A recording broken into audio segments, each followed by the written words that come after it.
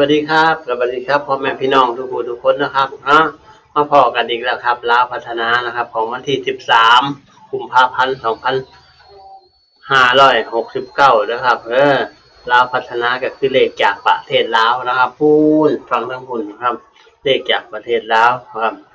ที่มีทุกๆวันจันทร์วันพุธวันศุกร์นะครับวันนี้ก็เป็นวันศุกร์นะครับสุดท้ายของสัปดาห์นะครับ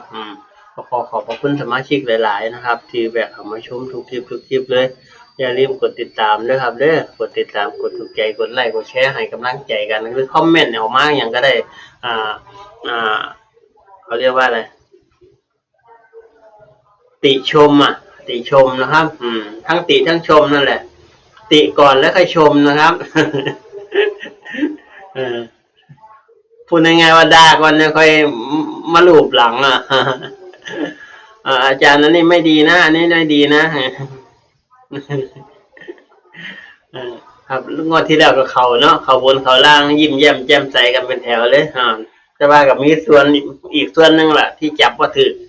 เพราะว่าทุนหน่อยจับว่าถึง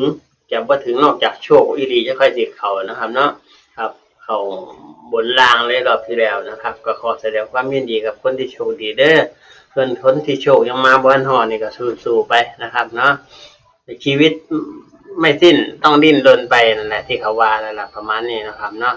ขอขอบพระคุณหลายๆครับมาชมกันเลยครับวันนี้มีอย่างแน่วันนี้มีอย่างแน่ครับวันนี้มีอะไรบ้างนะครับ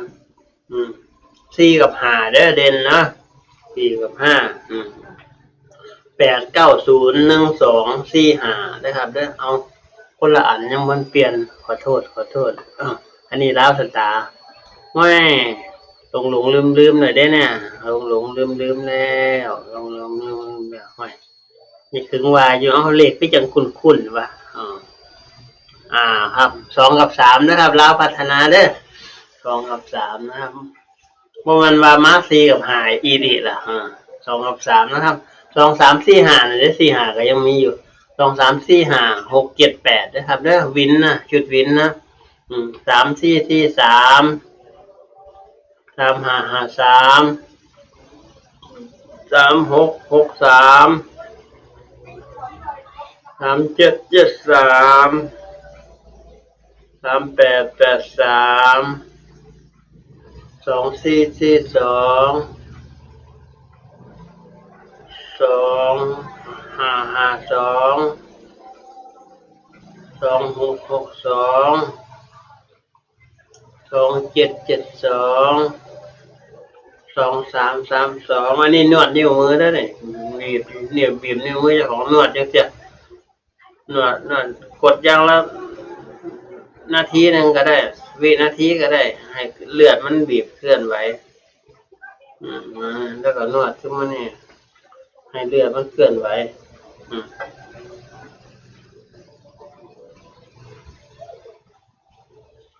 จดไปแล้วครับเนาะตามนี้ก็ขอบพระคุณหลายๆนะครับ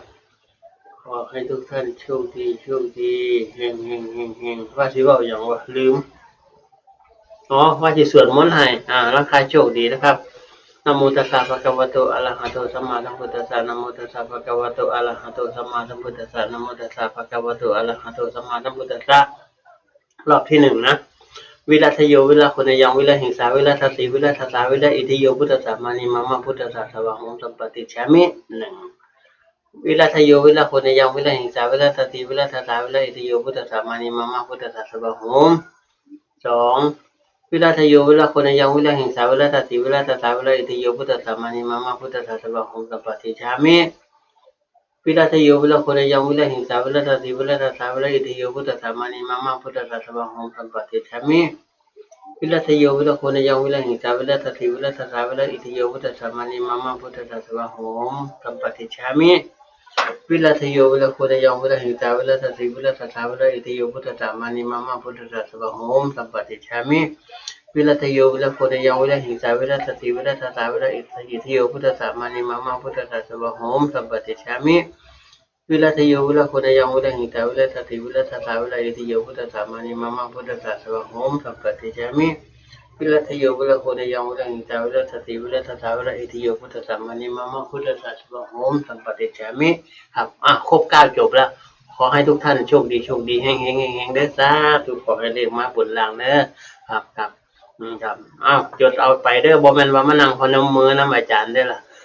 ให้จดเด้อนั่นที่ท่องนี่ก็ให้เวลาจดนะโอเค